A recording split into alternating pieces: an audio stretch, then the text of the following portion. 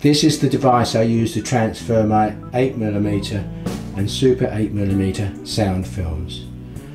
I bought it from a company called Transferlab in France, and it's around €800. That's without the camera, because I wanted to use my own Canon camera. You can buy it with a camera too. As I said, I bought this unit without the camera. You can buy the whole unit altogether, including the camera.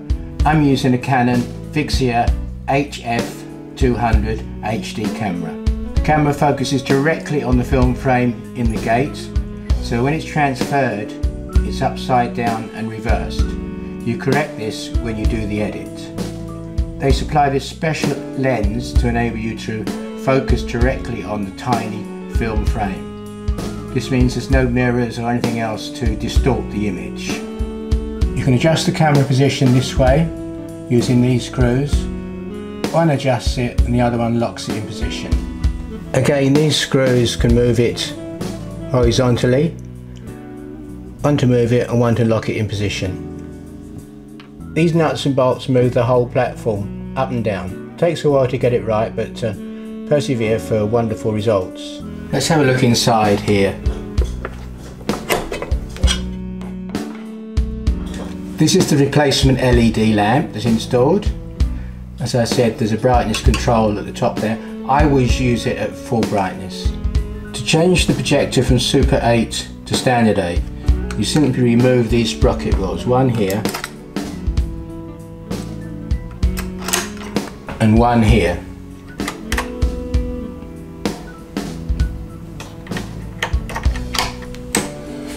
It's a pliable adapter to change from Standard 8 to Super 8 on the spindle here. And then also there's a nut. You don't need to change the gate when switching from Standard 8 to Super 8. That stays the same. They have drilled out the aperture at the back here, which gives you a much greater area. You get something like 25% more picture area than you would with a standard projector. You also see a portion of the sprocket hole which can be cropped out in the edit. They adjust the projection speed to get rid of any strobing on your video camera, but with my camera there was still a slight strobe, so I removed the silicone paste that they'd put on there to seal it, and I just had to adjust it down just a tiny bit. Just a standard control knob, one click to run the motor, and then normally the next click would light the lamp.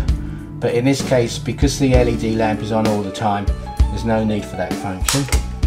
Reverse the film and rewind. Sound volume. Start the projector. Press this in. Feed the film in. Hold that until the film comes out to the rear wheel.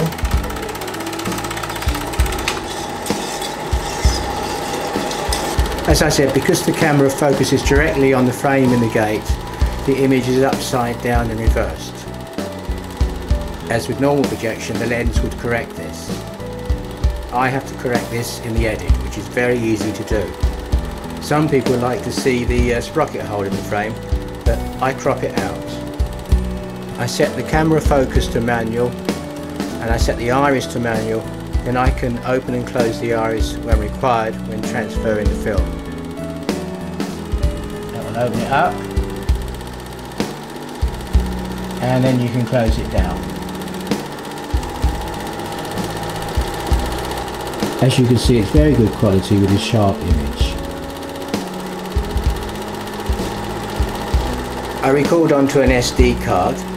I also plug the HDMI cable into a large monitor while transferring, so it's easier to see.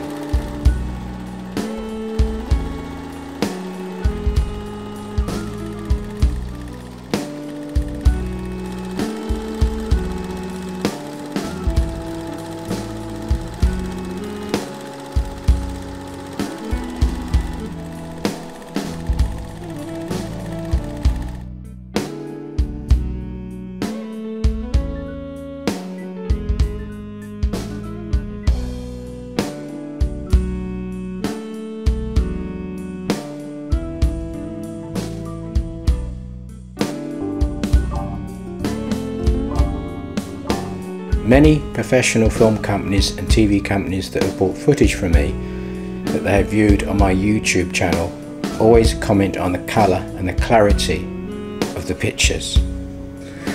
This unit is very good value for money, and you can upgrade the camera whenever you want.